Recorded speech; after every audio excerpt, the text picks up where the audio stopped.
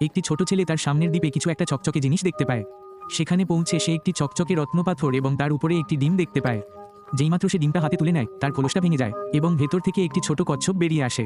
ছেলেটি রত্নপাথর এবং কচ্ছপ দুটোকেই বাড়িতে নিয়ে আসে, কিন্তু তার বাবা পোষা প্রাণী রাখতে দেন না, তাই সে গোপনে কচ্ছপটিকে বড় করতে থাকে। আশ্চর্যজনকভাবে পরের দিনের মধ্যেই কচ্ছপটি আকারে 3 গুণ বড় হয়ে যায়। একদিন যখন তার বাবা ঘর পরিষ্কার করতে আসেন, ছেলেটি কচ্ছপটিকে একটি কম্বলের নিচে লুকিয়ে রাখে, কিন্তু তারপর কচ্ছপটি অদৃশ্য হয়ে যায়। আসলে এটি বাতাসে ভাসছিল এবং মাইয়া নামের এক প্রতিবেশী মেয়ে তা দেখতে পায়।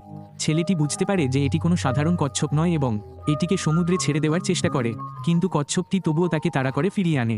এরপর থেকে ছেলেটি এবং কচ্ছপটি প্রতিদিন একসাথে খেলা করত, কিন্তু কচ্ছপটি এত দ্রুত বড় হতে থাকে যে শীঘ্রই এটি একটি বিশাল প্রাণীর মতো দেখতে হয়ে যায়। এমনকি মাইয়াও তাই মনে করে। ছেলেটি এবং তার বন্ধুরা সেই দৈত্যটিকে একটি নির্জন দ্বীপে লুকিয়ে রাখে। এরপর থেকে তারা যখনই সুযোগ পেত তার সাথে দেখা করতে সেখানে যেত। ইতিমধ্যে কাছের সমুদ্রে জাহাজ ডুবির খবর আসতে শুরু করে। লোকেরা বলে এর পেছনে এক বিশাল দানব রয়েছে। ছেলেটি ভয় পায় যে এর সাথে তার কচ্ছপের কোনো সম্পর্ক থাকতে পারে, কিন্তু ততক্ষণে কচ্ছপটি অদৃশ্য হয়ে গেছে। ঠিক তখনই শহরে আতঙ্ক ছড়িয়ে পড়ে। হঠাৎ একটি বিশাল গডজিলা আবির্ভূত হয় এবং লোকেরা প্রাণ বাঁচাতে দৌড়াতে থাকে।